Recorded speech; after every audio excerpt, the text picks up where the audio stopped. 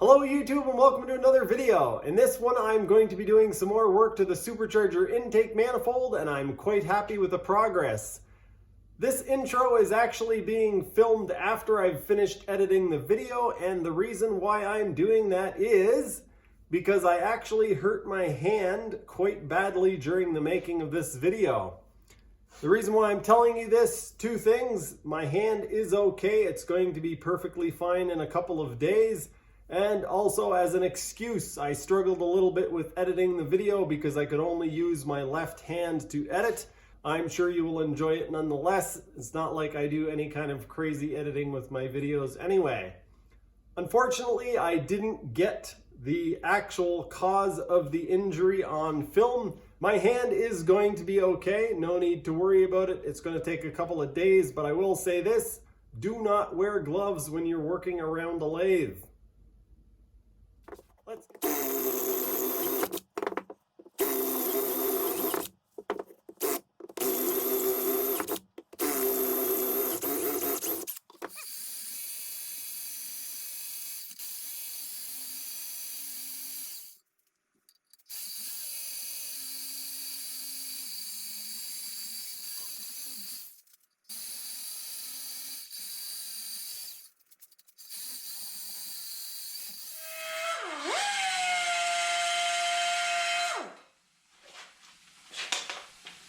Why don't you guys come in a little closer so you can actually see?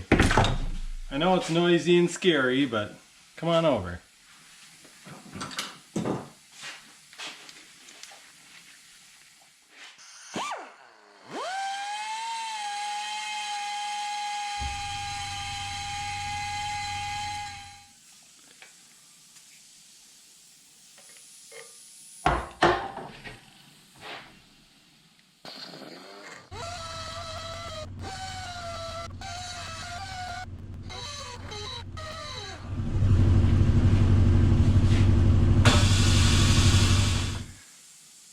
Well, that was almost 15 minutes. I'm sure for you guys it was only a few seconds, but the result is the same. We've got these mostly cut out to shape. I just need to do some fine touch-up work now. I'm pretty sure that some of you are sick of hearing me talk about the dowels that I am installing in the manifold so that I can actually tighten it down to the engine. So I'm going to install them right now. I'm going to cut out the holes for them. And in order to do so, I've had to set up the mill a little bit weird. All right, so this piece here, from here down, is actually an extra piece that I normally don't use. And it uses these little collets. I think they're called R32. Anyway, they go into this thing. That threads in there. And then I will have to just barely stick that in there, tighten this up. There we go. That is centered in the hole. So now that I have found the center, I can lock the table in place so that it doesn't move anywhere. I can thread that into there, hopefully.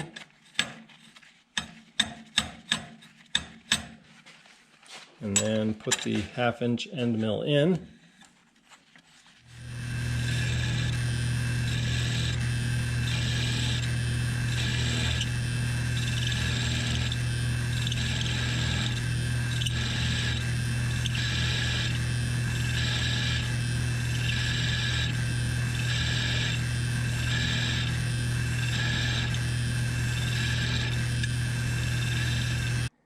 If I mill all the way through, it's probably actually going to be stronger, easier to seal up.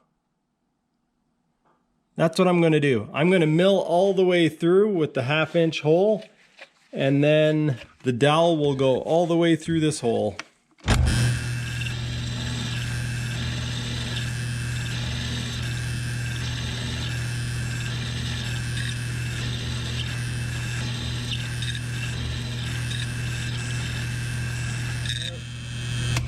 There we go. All right. Now I got to move over and do the same thing here. The reason why I decided at the last minute to poke these holes all the way through is because over the past few days I've been struggling trying to figure out how I was going to put the dowel into the hole and hold it steady while I welded it and made sure that it didn't end up curved off in one direction. There we go. Perfect. So now I've added a bit of a chamfer to the back side there. Some of you guys might already be thinking this. In order to make my life a little bit easier, what I can actually do is drill these holes out in the lathe.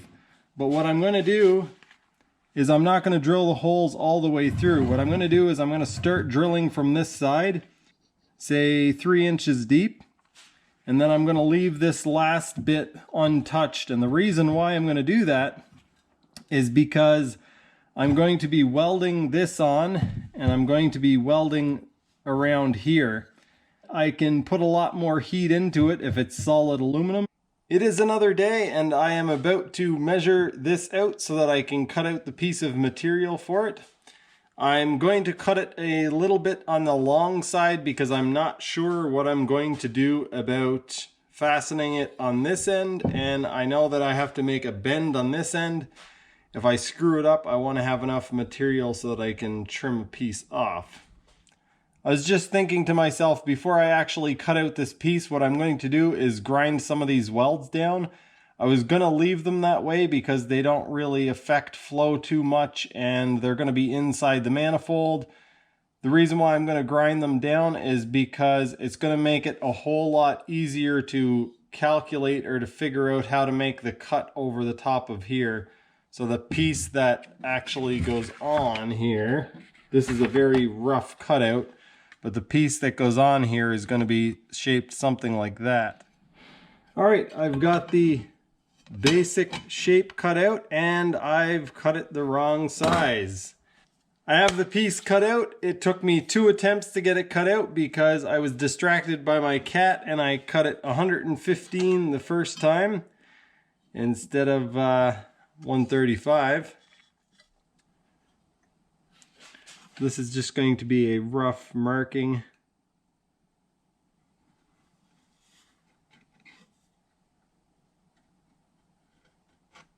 And I think I'll cut that out with a jigsaw, the rough part of it, and then we'll finish it up with a file.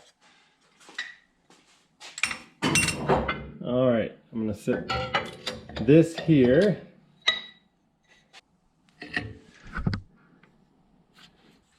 I have no idea if this is gonna work. I've never done this before.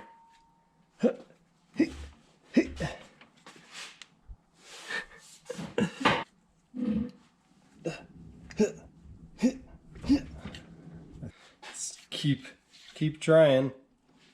Oh, I think that might have did it. I need a metal brake in order to make bends that are that accurate. That could work, I guess.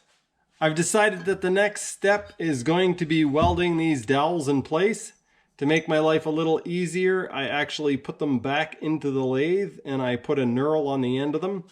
That's going to make things easier because it's going to allow me to drive them into place. You can see they don't fit in there now. So I'll be able to hammer them in place and then they will stay put. Before I do that, I'm going to clean these up really well and clean up all around here really well so that when I'm welding, I have the best chance possible of making decent welds.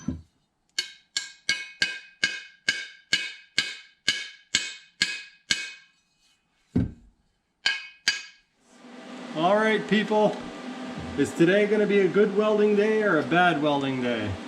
Let's make it a good one.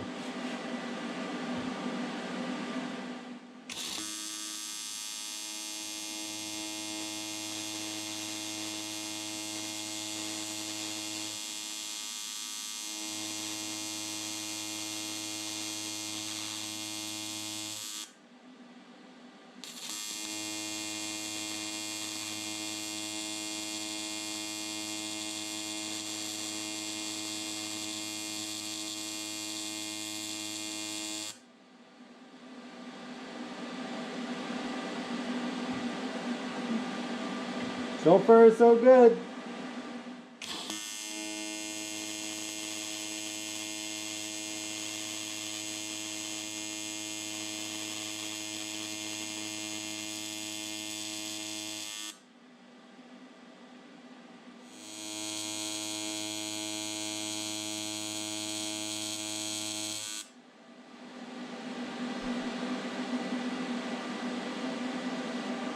I'm going to tack it on the other side just to try to give myself the best chance possible.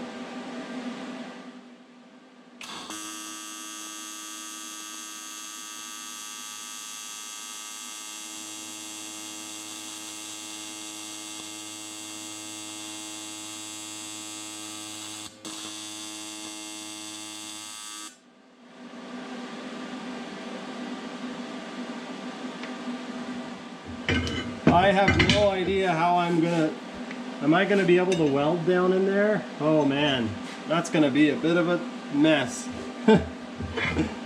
Oh well, I'll make it happen. I'm gonna try to weld out the bottom completely and then flip it over and struggle with the top. It's gonna be a real struggle.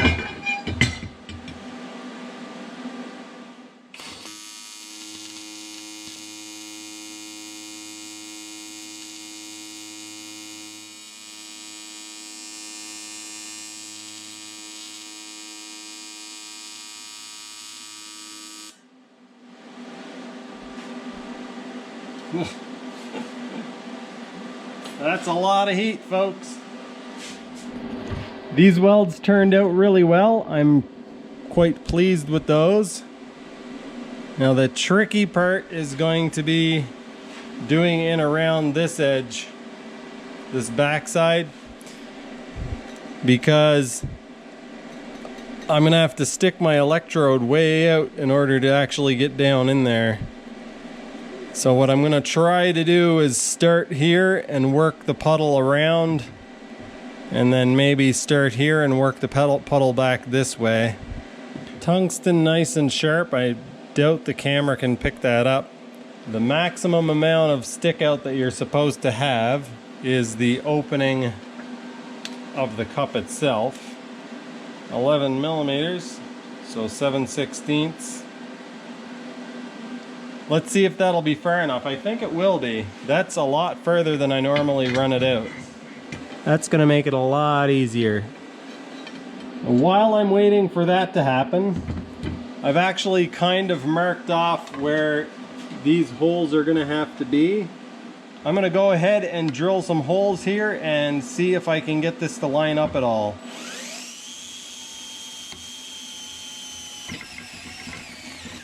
This is looking pretty promising.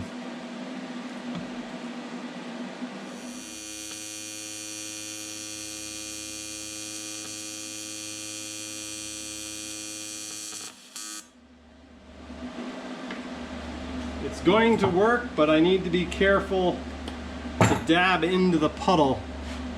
And it's hard to get at the puddle, so it's gonna work, but it's gonna be a bit tricky. It's hard to explain unless you've TIG welded, but I'm not flowing the puddle enough before dabbing.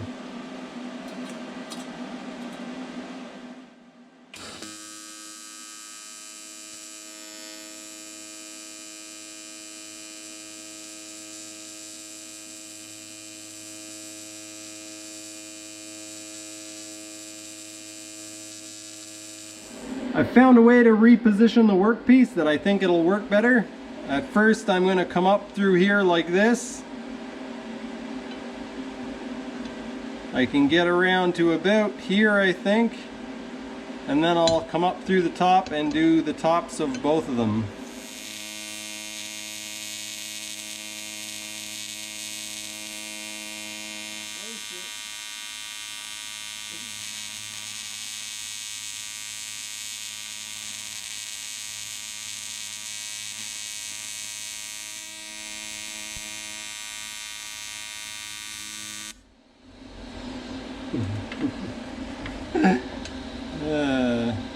There was a little bit of a void that I was trying to fill in, but if I added filler rod, it was going to create an air pocket.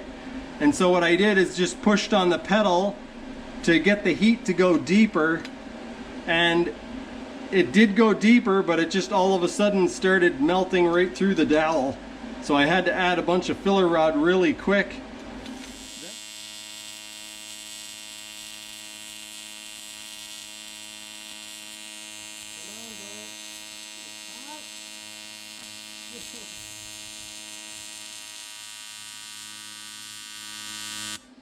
Oh my God, the torch is hot. Oh! Oh! Woo! I made that work, but it wasn't easy. I was holding the torch. I was holding the torch right like this, and it got extremely hot. So I think what I'm going to actually do is cut a little bit more off here so that it fits down inside. And also trim this up a little bit. I've got to figure out what I'm going to do about bleeding the air out of this chamber. Instead of standing around scratching my head wondering what I'm going to do, I'm just going to start building something and hope that it works out. So what I'm planning on doing is using a piece of this material. Maybe I shouldn't. Maybe I should just use the 1/2-inch dowel stuff. That probably makes more sense. This is going to take way more labor. That's what I can do. 1/2-inch dowel. We'll make it 5.5 inches. Cut this off. Turn the camera off so that I'm not recording a whole lot of nothing. Alright folks, I made a very stupid move and almost lost my fingers because of it. I got pretty lucky and I don't think I even broke anything, but I'm going to show you guys what I did. Some of you will immediately know why it was stupid and others will find out pretty quickly, but right after I stopped filming the last clip, I decided to cut off the piece in the lathe and then drill it out. And I wasn't wearing my gloves. My hands were getting a little dirty, so I went over to the lathe and I started doing it, and I came back and I put my gloves on. Never wear gloves at the lathe. If you're gonna wear gloves, make sure that they're like nitrile or latex gloves. Never wear a pair of gloves at the lathe. It actually took several boneheaded moves to make this happen. First boneheaded move, I put my gloves on. Second boneheaded move, instead of putting the long end into the lathe and cutting off the short piece that I actually wanted, for some reason I had a brain fart and I put it in the other way. So I put the short end into the chuck and I was going to cut the long end off. And of course, when I start cutting it, the end starts vibrating, and the first thing that I do is I grab it with my hand to stop the vibration.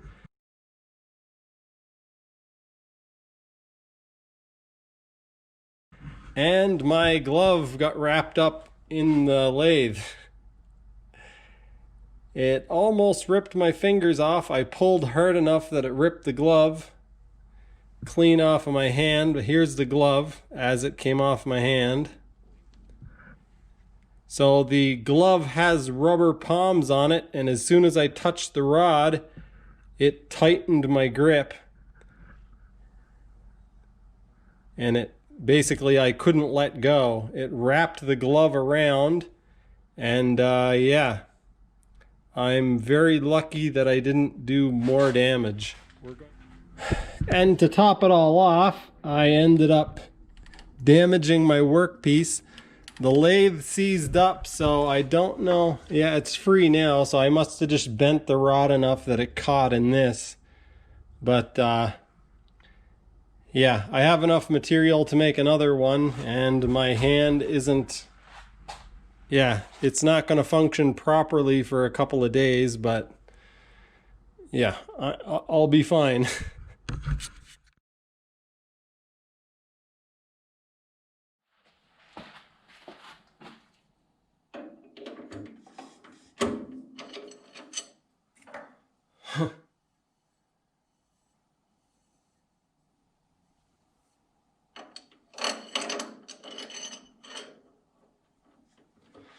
All right, remember kids, safety first.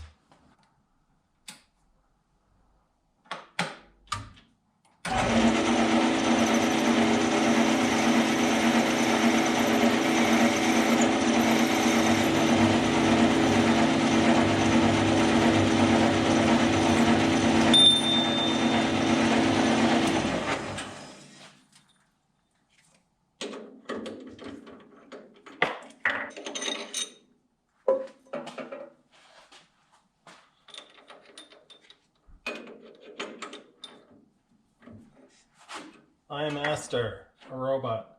I can put my arm back on, but you can't, so play safe.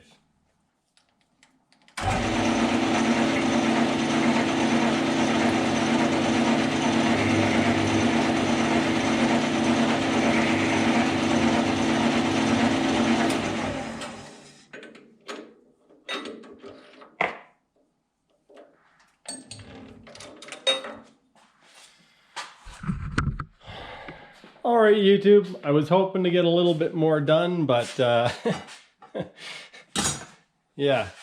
The good news is my hand is going to be okay.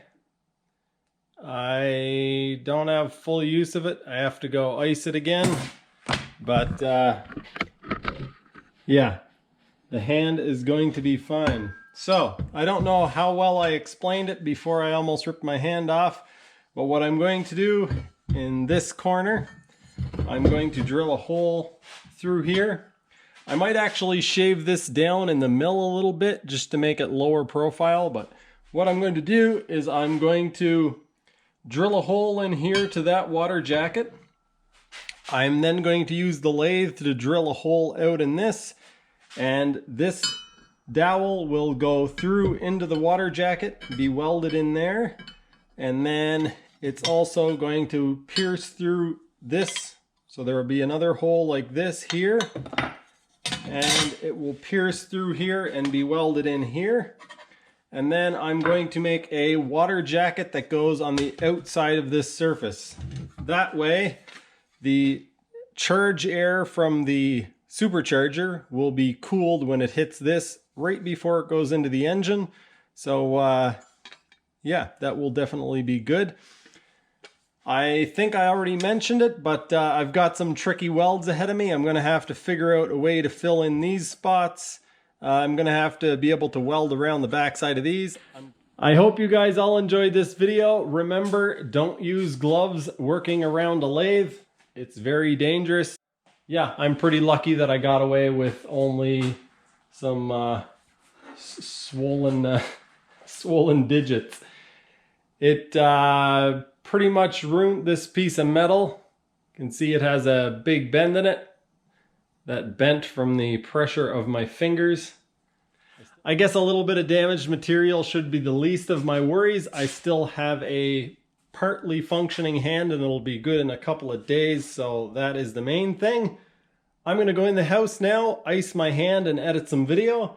That's going to do it for this one. Thanks for watching, stay safe, and I'll see you next time.